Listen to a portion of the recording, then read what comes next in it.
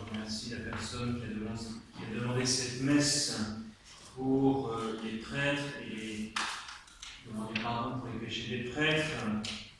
Et donc, ce qui me donne l'occasion de célébrer cette messe pour la rémission des péchés, qui est une très belle messe votive,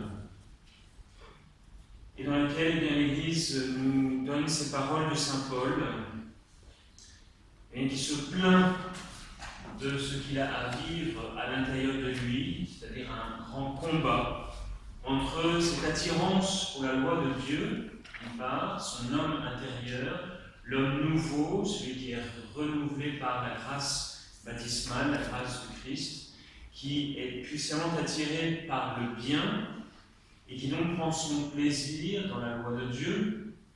Et d'un autre côté, eh bien, cette attirance aussi pour le mal, pour le péché, et cette attirance qui vient de ce corps mortel. Et donc saint Paul ressent fortement en lui un combat à l'intérieur de lui-même, et il en souffre profondément, et il termine en disant, eh bien, qui me délivrera de ce combat terrible? Il répond, eh bien, c'est la grâce de Dieu par Jésus-Christ, car la grâce de Dieu passe par notre Seigneur Jésus-Christ. Alors, interrogeons-nous ce soir, eh bien, si nous aussi nous ressentons ce combat intérieur. D'abord, est-ce que nous sommes attirés par la loi de Dieu? Est-ce que nous sommes attirés véritablement? Est-ce qu'il y a un homme intérieur à l'intérieur de nous qui est attiré par Dieu, par le bien? Et puis, qu'en est-il de cette attirance pour le péché que chacun, normalement, devrait ressentir?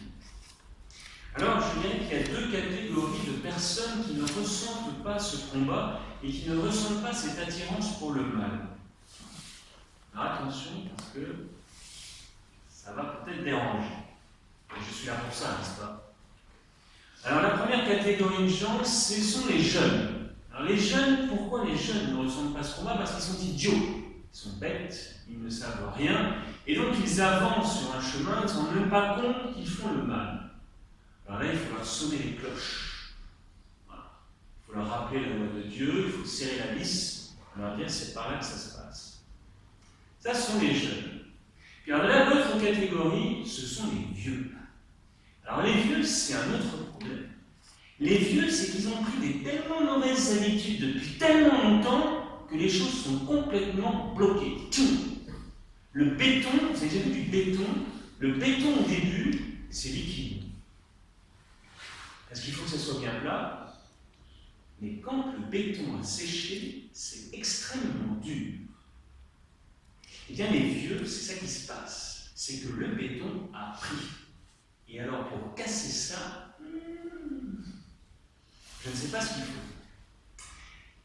Et donc, quand le béton a pris, eh bien, on ne se rend même plus compte qu'on est dans le mal, qu'on fait des choses mal, mauvaises, et on ne s'en rend plus compte. Et donc, on ne ressent plus le combat, le tiraillement intérieur.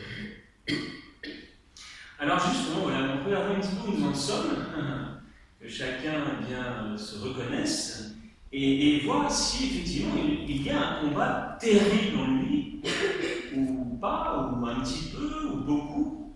Et en fonction de cela, eh bien qu'il agisse en conséquence. Parce que celui qui, effectivement, s'est habitué au mal, il ne va pas non plus aller chercher le pardon de Dieu auprès de la miséricorde de Dieu, donc il ne va pas forcément aller se confesser. Ou bien il arrivera chez le prêtre et dira, mais alors, je vais dire, moi, il ne se passe pas grand-chose, hein. Moi, ça se passe plutôt bien, donc l'absolution s'il vous plaît, mais voilà.